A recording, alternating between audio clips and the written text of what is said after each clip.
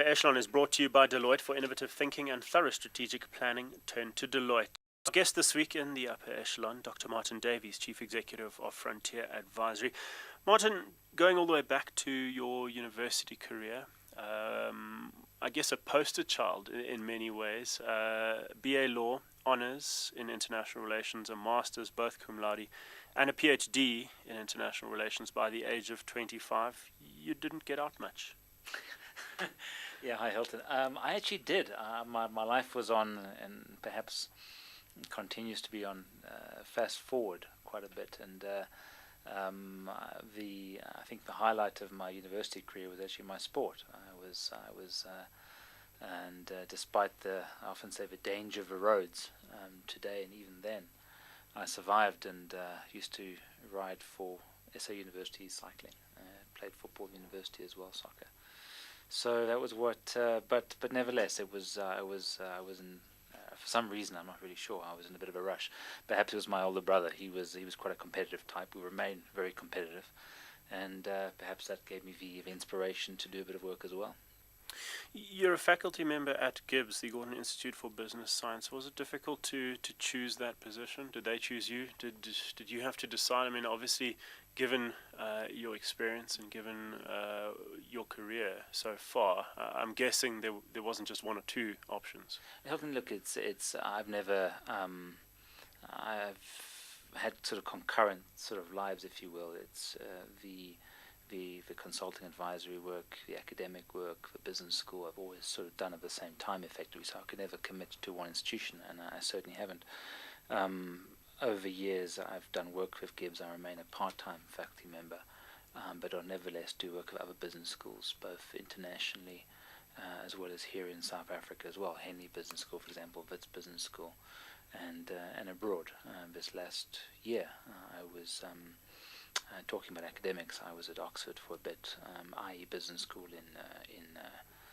in Spain, MIT. So we get so sucked in with our daily routine, our business lives, and business by its very nature is sort of reactive, and academia is very non-reactive, inactive almost, and maybe too much thinking, not enough work. And I think there's a balance. We need to analyze things we do perhaps in a deeper context, understand the macro environment, and that's why I've always been keen to have some sort of academic involvement through leading institutions, if only just to keep one fresh and to see the greater picture, which I'm afraid in societies, perhaps ours, perhaps is too introspective at times.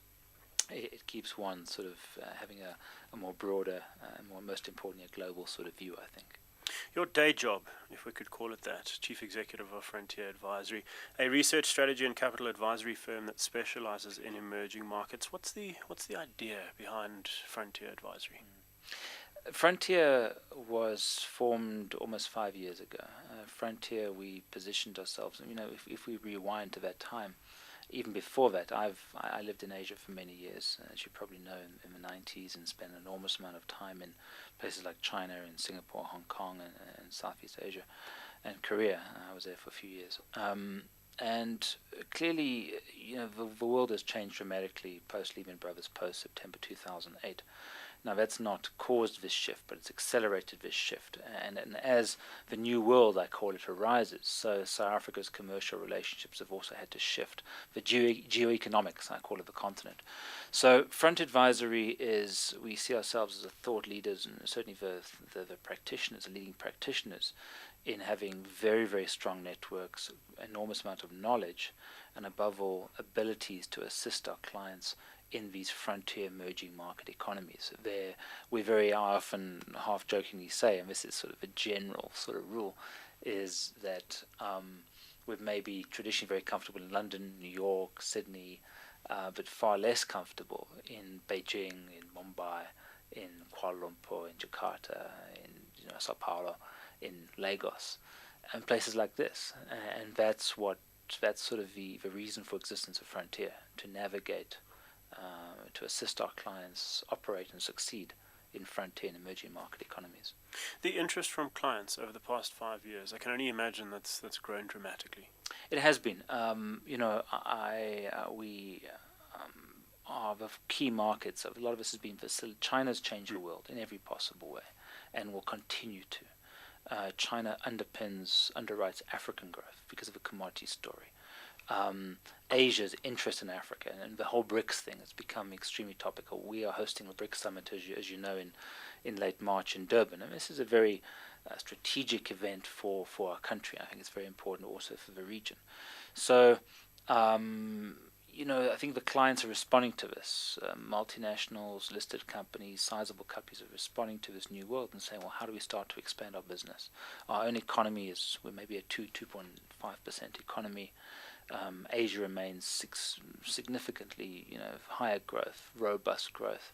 Africa itself, AFDB forecast 6.6% this year, sub-Saharan Africa, ex-Africa. So the opportunities clearly lie offshore, and that's what we do. We assist our clients to succeed in these new economies. The research and advisory and the academic work that you do balance, did you always know that this is what you wanted to do? It's I joke, Hilton, and I've been to 2 job interviews in my life. One of a leading multinational consulting company, one of a South African, but now a US listed firm, and I gave it up as a bit of a bad job before I started, to be honest. And I thought, well, this is not really for me.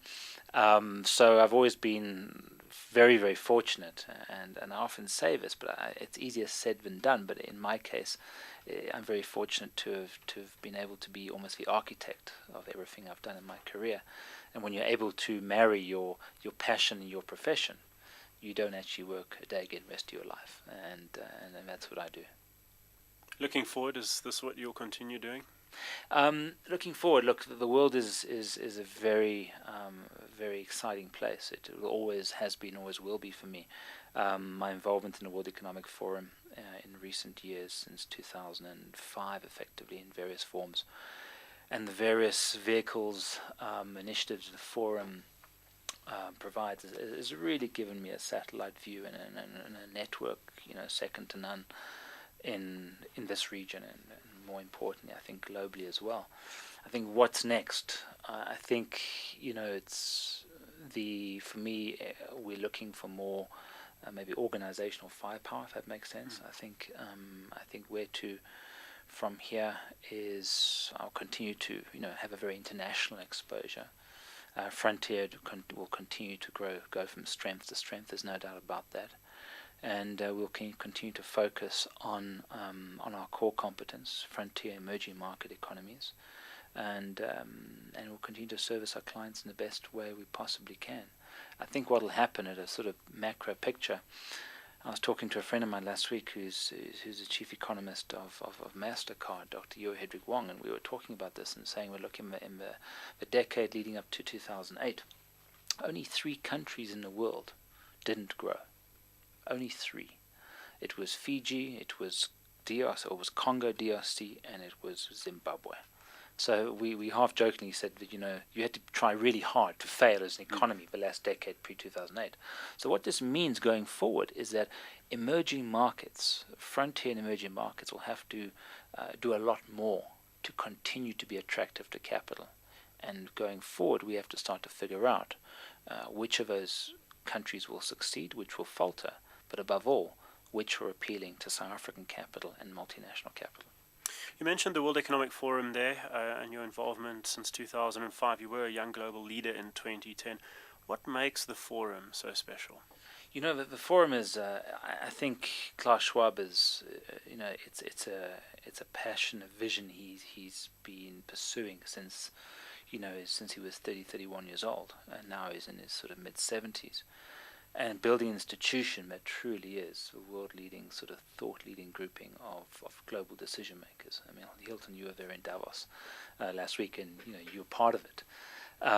It's superpower networking with an intellectual sort of wrapper around it, and it's incredible for people you meet, the things you learn. And you learn so much from people who often you assume on the surface have nothing in common with you, but in reality, it really is quite a special place, and my involvement certainly has been very personally rewarding. It also gives you so much more perspective, I think. I think it does. It's I mentioned the word earlier, introspective, and I think we as a country often are distracted by perhaps irrelevant things in the greater scheme of things. And the forum through Davos and then the regional summits we're hosting Cape Town, the Cape Town summit in May this year, the Asia summits in Myanmar. Once again, we're off to China for the annual meeting of New Champions, amongst a few other programs we have.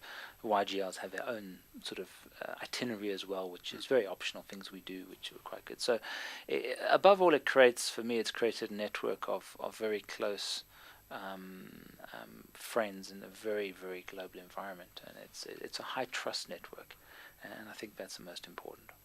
You speak about South Africa and South Africans as often being introspective. We tend to be so self-absorbed with ourselves and look at challenges as if they're completely unique to South Africa and South Africans, and there's really no alternative but to kind of look at these and deal with them ourselves. What are the big challenges you see for South Africa in the next 12 to 18 months? Of course, challenges are not just ours, but South Africans, we're always very hard on ourselves, and sometimes it's a good thing, sometimes it's not such a good thing. And when it's, I think the challenges going forward as a country is a number of things, but the highlights for me, the headlines for me would be firstly is I think we took a lot for granted in April 1994 and a few years thereafter. It's fairly obvious we can no longer take them for granted. Above all, what I mean by this is, for a country an economy to succeed, it has to be almost a binded nation. We have a very low trust political economy, and that plays out in many ways. It manifests itself in many ways in this country. We need to have a nation. We have to have a common purpose, a common ideology almost. I'm not talking about an ideology designed and written in the 19th century, but something which is more practical. Watching Obama speak his inauguration speech, it's a values of individual liberty, of free market, of almost a very strong U.S. nationalism of pride. That's what we require to forge a nation. So that's the first point. I think secondly, and easier said than done, is the economy. A 2.5% economy is not going to solve challenges in a very, very unequal society that we live in currently. There's no reason, even in a challenging global economic environment, particularly as mentioned with this economic shift of Africa's redirection towards the emerging world, driven by the likes of the BRICS and China amongst others, is that we should be growing at 5-6%. I believe we can. In 2007, 2008, we were nudging 5.5 perhaps. We need to accelerate back to that very, very quickly. And when we see the Indians doing it, the Chinese doing it, many Southeast Asian economies achieving these figures, Latin America somewhat in the back burner, especially Brazil perhaps. But to remain relevant, to remain attractive, we need to grow our economy, and that is predominantly the driver. State must be the enabler, and private sector must fill those gaps and forge ahead.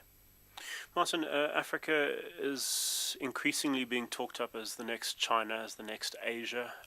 Just last week at the World Economic Forum, a lot was made of Africa. There was a lot of focus, a lot of interest in Africa, given the enormous upside there is on the continent. Can Africa be the next Asia?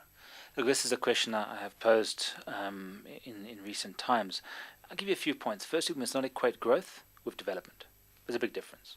So the robust growth rates we're seeing does not equal development. Firstly, we must not equate increase in trade or increase in GDP with development. Hence, we're having these new terms, inclusive. Now, inclusive should not be a synonym for socialist. We need to have quality growth, but I think in terms of Africa now, is of course there are significant profits. I'm very, very bullish from a corporate perspective in terms of going into Africa. We are seeing consolidation. It's classic first mover advantage in consolidation. We see it in the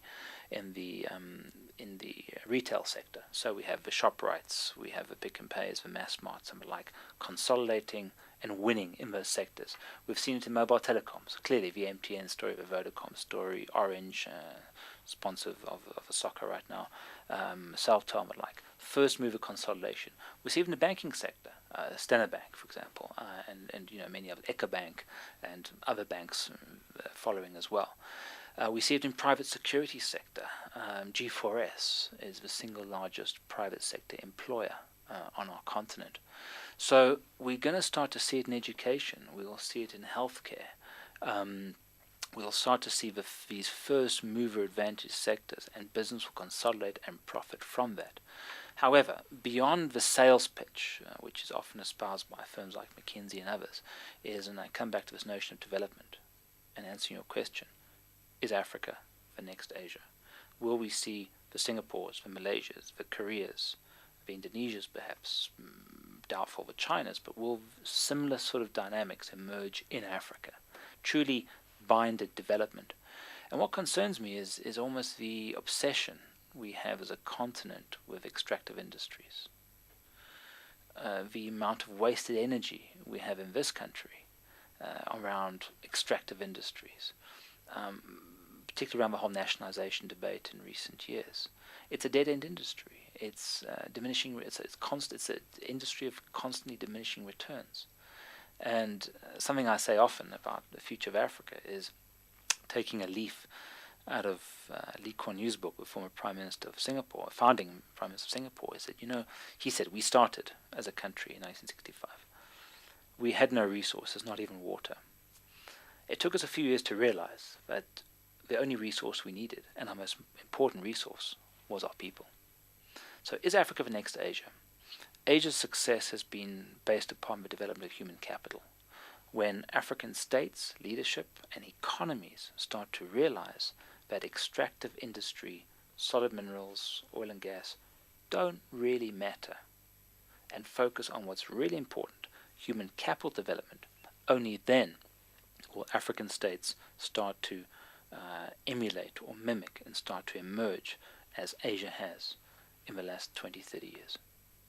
Martyn, you no doubt spend half your life in hotel rooms. 89 flights last year, you told me just before this. What's the most fascinating place you visited? My carbon footprint is appalling, and I apologize for that. The fascinating country I've ever been, in my entire life, was in the summer of 1997. I was living in Seoul at the time, and I had a friend, very long story, who spent a few months working in Pyongyang in North Korea. So he was able to organize me a visa, which was no easy task. I flew into Pyongyang in July 1997 in an old Topolov Tu-154. Not a very pleasant experience, to say the least. I was one of 13 foreigners in the country at the time, population of 20 odd million people. It was height of a famine, and it was a very similar. Hard to imagine this, but I obviously wasn't there. But sort of Ethiopia, mid-80s, during Mengistu period, civil war, and the famine and the disaster. I spent a while in North Korea, and I can honestly tell you, Hilton, it was the most accelerated learning period of my life. It was the things I saw, the people I met. I used to speak a little bit of Korean at the time, and I got by, and I went around the entire country largely, and it was absolutely incredible. So that's the most fascinating country, perhaps in a sad way, that I've ever spent time in. Final question, and I ask this of all our guests in Upper Echelon: what motivates you? I think it's a relentless pursuit to see what is possible from oneself. I often ask myself the same question. It's go back to cycling.